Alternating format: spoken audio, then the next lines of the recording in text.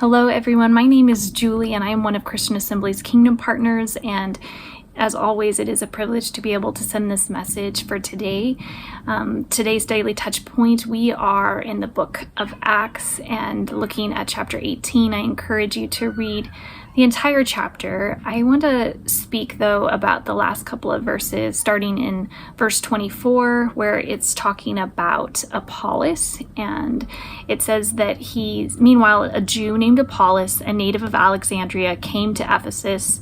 He was a learned man with a thorough knowledge of the scriptures. He had been instructed in the way of the Lord, and he spoke with great fervor and taught about Jesus accurately, though he knew only the baptism of John. He began to speak boldly in the synagogue. When Priscilla and Aquila heard him, they invited him to their home and explained to him the way of God more adequately.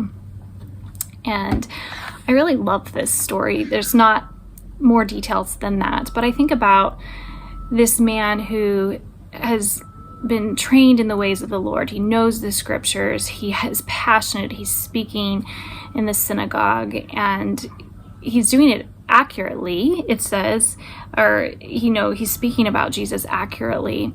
But this couple, Priscilla and Aquila, they invite him to their home, and they continue to, I imagine, encourage and teach him even more about the ways of God. And I think about all the times in my life where there have been people who have welcomed me to their home, to their community, to the Bible study or to small groups, where they have allowed me to grow in my walk with Jesus, where I've needed to be humble enough to listen and to learn so that I can continue to grow and I can continue to hopefully be used in the ways of love, in the ways of God's kingdom, and in loving God and loving my neighbors. And so I think about the opportunities we as the church have to